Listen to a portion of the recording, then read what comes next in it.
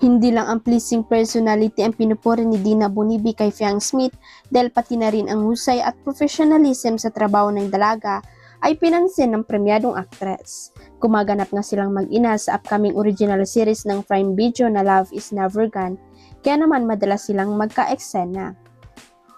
Natuwa ako sa kanya, ang cute niya kahit makulit pag may eksena she can deliver, sabi ni Dina nang makachika ng Entertainment Press nitong Miyerkules.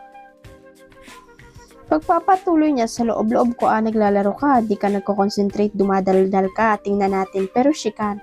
Kahit kailan magtaas o baba ng boses, kailan iiyak, on point, mahusay na bata. Dahil sa sobrang close na nila, may leadership free na ang tawag niya sa young actress na mahilig daw kasing kumain ng hipon. I like Fiang, walang attitude, ang sarap kasama, natutuwa kaming lahat sa kanya, sabi nga ni Michael De Mesa, this kid has a lot of promise, payag ni Dina. Dagdag pa niya, mahal na mahal ko si Fiang, she is like a baby girl to me. Naging roommate ko siya, lagi niya ako kinukulit, tawag niya sa akin mama. Nagugustuhan ko siya, ginulat niya ako ng birthday ko, akala ko wala si Fiang, wala kasi siyang tipping. Ginulat niya ako, natutulog ako, ginising ako nakaudi, nagulat ako mama, niyakap ko siya, my little shrimpy.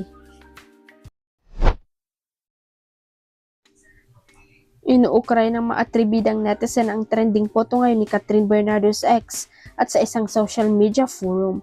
Maraming nagtatanong at nagtataka kung bakit daw nagkaganon ang itsura ni Catherine. May mga nagkumpara pa sa mukha ng aktres isang cartoon character. Kuha ang nasabing picture sa video clip na pinost ng isang Korean hair salon sa BGC kung saan nagpapagupit ang Asia superstar. Actually maganda at fresh ang look ni Kat sa nasabing reels.